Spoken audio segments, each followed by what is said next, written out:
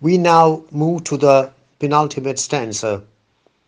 He said, the river has water enough to be poetic about only once a year.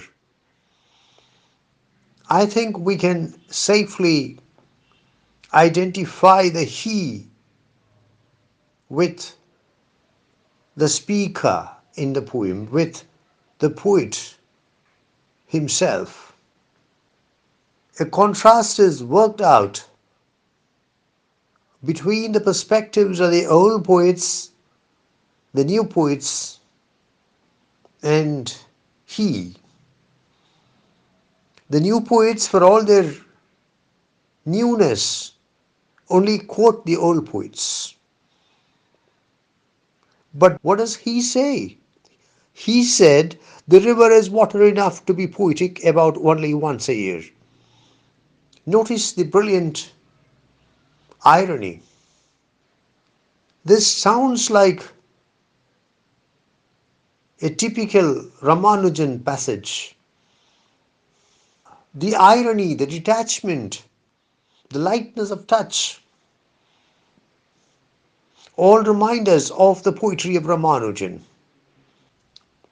He is indirectly pouring scorn on the old poets as well as on the new poets, who are concerned only about the river being poetic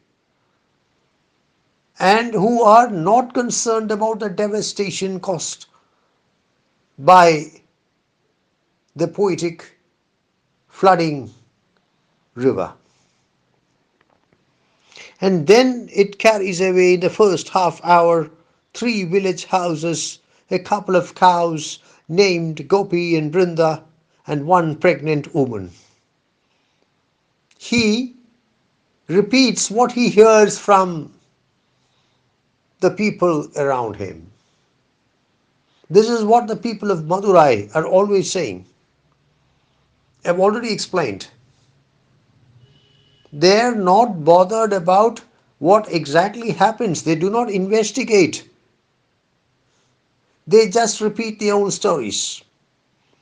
Whenever there's a flood in the Vaigai, they talk of the 3 village houses which are carried away, the couple of cows which are carried away. And they always say that the cows are known as Gopi and Brinda. And finally, they talk of the pregnant woman who is carried away. The point is that the people of Madurai are fascinated by the floods, find the floods exciting, find the devastation exciting.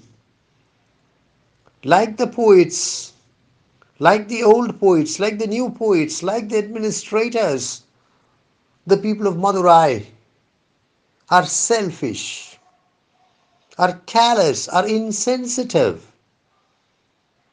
And in the penultimate stanza, the he, who is mentioned at the beginning of the stanza, repeats what he hears from the people of Madurai. And by just repeating it, he gives an ironic twist to it. And 1 pregnant woman expecting identical twins with no moles on their bodies, with different colored diapers to tell them apart. This is quintessential Ramanujan. What does he say? He repeats what the people of Madurai say, and then he accepts that perhaps the woman has twins in her womb, but adds some fresh information. He says the twins are identical twins. They are same egg twins. with no moles on their bodies. So it's impossible to tell them apart. In some cases, even the parents of the same egg twins, the identical twins, cannot tell them apart. Sometimes only the mother can tell them apart. But the problem is solved in an ingenious way with different colored diapers to tell them apart. Diapers are napkins. The babies in the womb of their mother are identical twins, are same egg twins. They don't have moles on their bodies, so it's virtually impossible, not even virtually impossible, simply impossible to differentiate them. But the problem is solved because the babies wear different colored diapers.